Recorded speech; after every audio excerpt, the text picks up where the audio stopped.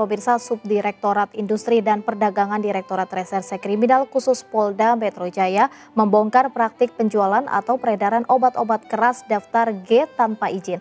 Obat-obat terlarang ini biasanya dikonsumsi oleh para pelajar sebelum melakukan tawuran agar timbul keberanian. Penjualan obat-obat daftar G tanpa izin terbongkar berkat informasi masyarakat yang ditindaklanjuti dengan penyelidikan oleh Subdirektorat Industri dan Perdagangan Direktorat Reserse Kriminal Khusus Polda Metro Jaya. Halo mahasiswa online, ketemu lagi dengan Pak Danang. Kali ini kita akan membahas mengenai perbedaan obat bebas terbatas, dan obat keras. Apa aja bedanya? Kenapa obat-obat tersebut diklasifikasikan seperti itu? Bagaimana mengetahui perbedaannya? Apa aja contohnya? Untuk itu, siapkan catatannya, siapkan kopinya, dan siapkan cemilannya. Let's go!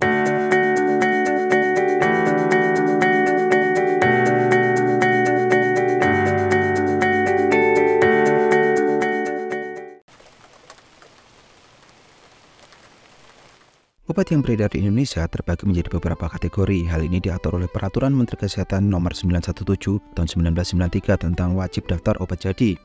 Berdasarkan peraturan menteri tersebut, obat-obat yang beredar di Indonesia terbagi menjadi beberapa. Di antaranya adalah obat bebas terbatas, obat keras, obat psikotropik, dan obat narkotik.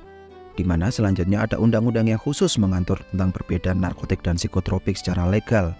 Untuk psikotropik sebelumnya diatur oleh Undang-Undang Nomor 5 Tahun 1997 tentang psikotropik dan kemudian diperbarui oleh Undang-Undang Nomor 11 Tahun 2020 tentang Cipta Kerja. Untuk itu cek aja sendiri ya. Sedangkan untuk narkotik diatur oleh Undang-Undang Nomor 35 Tahun 2009. Kenapa sih peredaran obat di Indonesia ini perlu diatur?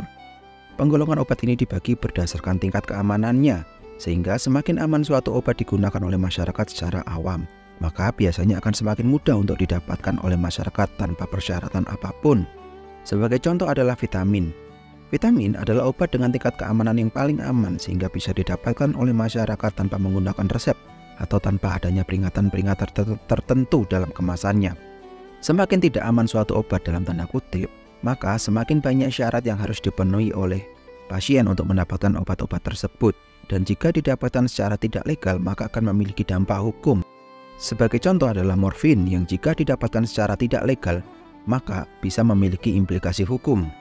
Nah, berikutnya kita akan belajar mengenai apa sih perbedaan antara obat bebas terbatas, dan obat keras, serta psikotropik dan narkotik. Penandaannya, apa saja yang perlu diperhatikan dalam penggunaan, dan lain sebagainya. Obat bebas adalah obat dengan tingkat keamanan yang paling tinggi serta memiliki rentang dosis yang paling lebar, sehingga relatif dalam tanda kutip paling aman, sehingga bisa didapatkan tanpa perlu menggunakan resep dokter dan biasanya banyak digunakan untuk penyakit-penyakit ringan dengan prevalensi yang tinggi atau gangguan-gangguan minor yang banyak dialami oleh masyarakat. Obat ini ditandai dengan logo berwarna hijau dengan lingkaran berwarna hitam. Contoh dari obat ini diantaranya adalah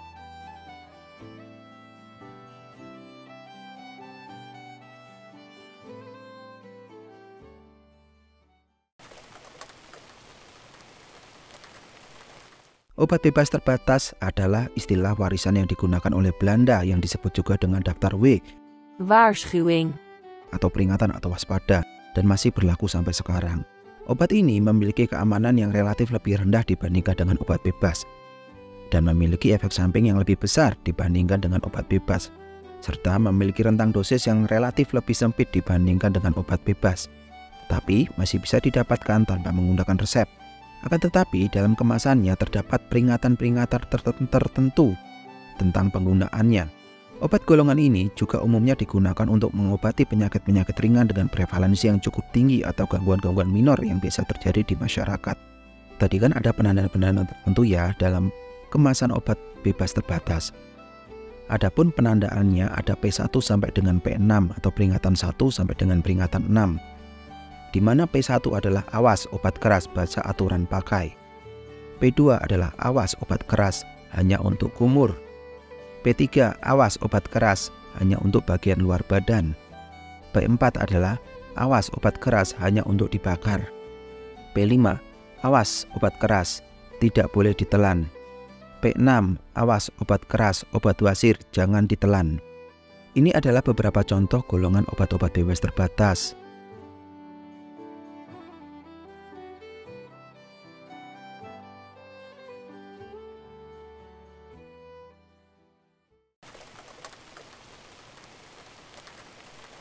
Obat keras dari namanya aja sudah menunjukkan bahwa golongan ini memiliki efek yang keras.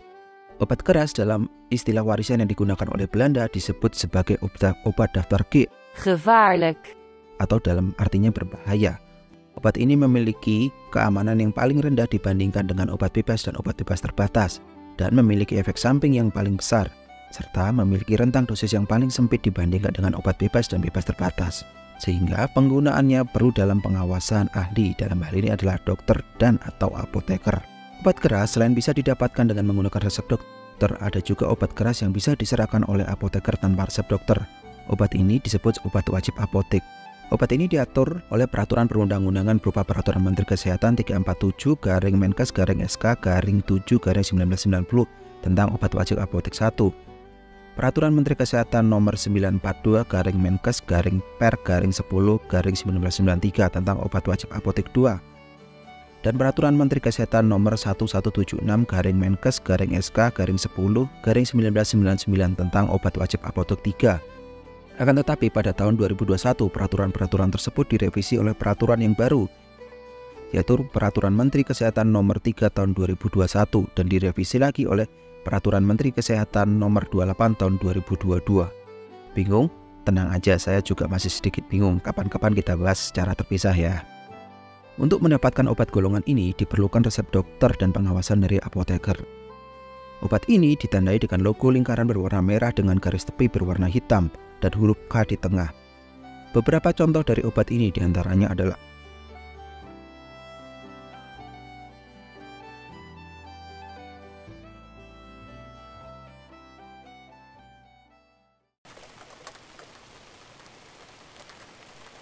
obat golongan psikotropik diatur dalam Undang-Undang Nomor 5 Tahun 1997 adalah satu zat atau obat baik alamiah maupun sintetis, bukan merupakan narkotika yang termasuk dalam obat keras, tetapi bedanya dapat berkhasiat sebagai psikoaktif dengan mempengaruhi susunan sistem syaraf pusat. Obat ini memiliki efek samping paling besar dan rentang dosis paling kecil, sehingga tidak boleh dipergunakan secara bebas tanpa adanya resep dari dokter. Selain itu, penyalahgunaan psikotropik dapat berdampak menyebabkan perubahan khas pada aktivitas mental atau perilaku dan atau mempengaruhi aktivitas psikis. Obat golongan ini rentan disalahgunakan dan jika diperoleh melalui jalur ilegal maka dapat berakibat secara hukum. Obat ini bisa didapatkan secara legal di apotek melalui resep dokter tentunya dan dalam jumlah terbatas dan logis. Beberapa contoh dari obat ini diantaranya adalah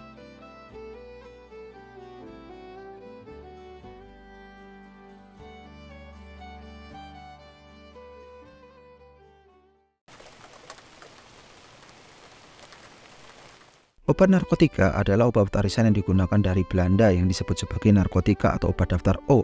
Opium. Hanya boleh dibeli di apotek dan atau rumah sakit dengan resep dokter. Dengan menunjukkan resep asli, tidak boleh menunjukkan resep kopi. Obat ini memiliki efek samping yang besar dan tingkat keamanan yang relatif kecil. Selain itu, obat ini jika tidak digunakan secara benar juga dapat menimbulkan ketergantungan. Narkotika secara spesifik diatur dalam Undang-Undang Nomor 35 Tahun 2009 tentang narkotika. Narkotika adalah zat atau obat yang berasal dari tanaman atau bukan, baik sintetis maupun semi-sintetis yang dapat menyebabkan penurunan atau perubahan tingkat kesadaran, mengulangi sampai menghilangkan rasa nyeri, munculnya semangat atau euforia, halusinasi atau timbulnya khayalan. Oleh karenanya, narkotika diawasi secara ketat untuk membatasi penyalahgunaannya atau drug abuse. Jika obat ini didapatkan secara ilegal, maka dapat berakibat hukum bagi orang-orang yang memperdagangkan dan menyalahgunakannya. Narkotik berdasarkan Undang-Undang Nomor 35 Tahun 2009 tentang narkotika terbagi menjadi 3 golongan, yaitu golongan 1, golongan 2, dan golongan 3. Narkotika golongan 1 hanya digunakan untuk kepentingan penelitian, pengembangan ilmu pengetahuan dan teknologi, serta tidak dapat dipergunakan untuk pengobatan atau terapi. Karena memiliki efek samping yang sangat kuat menyebabkan adiksi serta efek terapinya yang belum terbukti secara ilmiah. Narkotika golongan 2 digunakan sebagai pilihan terakhir dalam pengobatan, memiliki potensi yang tinggi, mengakibatkan ketergantungan, dan memiliki efek samping yang cukup berbahaya. Contoh narkotika golongan 2 diantaranya adalah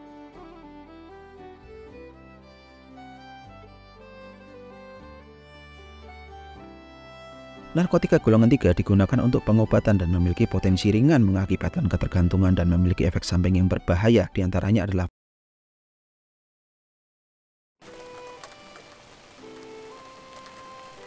Oke, mungkin sekian dulu pertemuan kita kali ini.